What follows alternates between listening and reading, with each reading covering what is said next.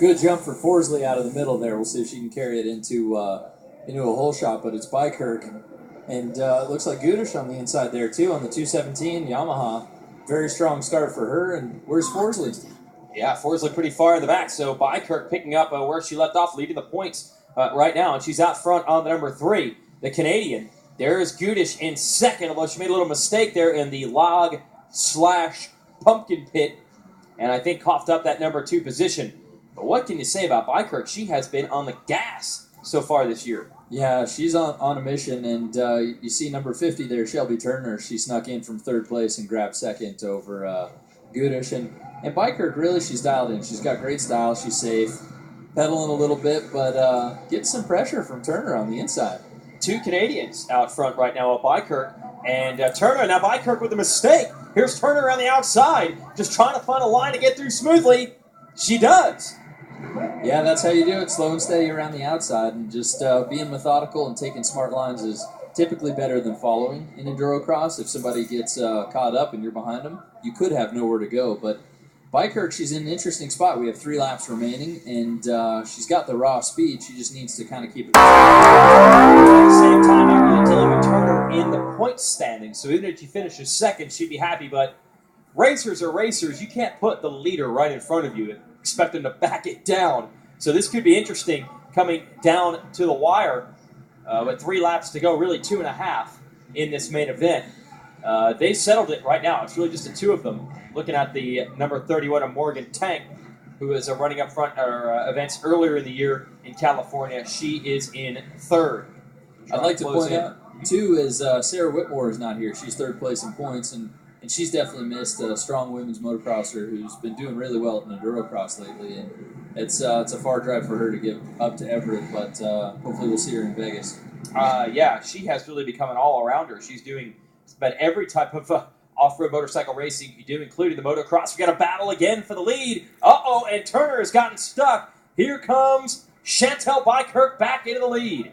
Yeah, and the inside line paid off for Bykirk right there. That was smart. You see both ladies sticking to the lines that worked for them previously. And, you know, like we heard earlier from the hot laps, there's oil, there's mud, there's muck, there's pumpkin guts, there's everything on those rocks. So it's pretty slick at this point, and I think hats off to the women in the main event who get to ride the track when it's pretty much destroyed. And you see that pass coming in. We had Turner on the outside, and Bykirk just sets it up. She knows where she's going to pivot, puts her foot down, and it just keeps traction, and Turner just kind of high-centered on the rocks there, allowed Chantel to get by.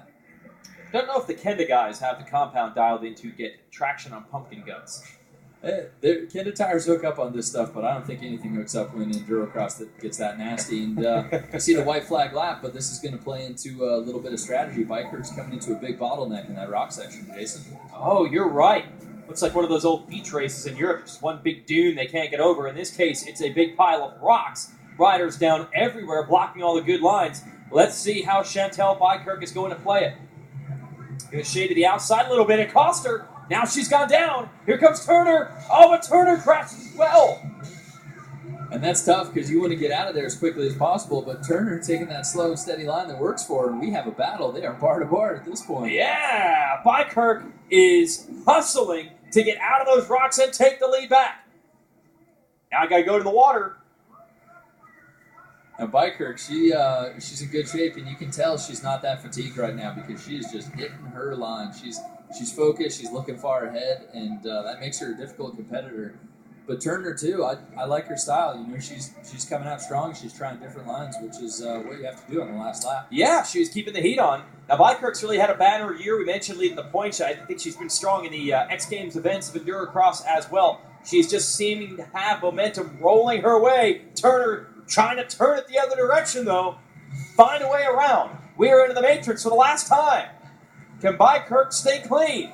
She does. Chantel Bykirk got another win in Endurocross. Very close finish. That was an exciting race, and man, these two women both rode really smart. That was strong. The fans are on their feet right now. They enjoyed that one.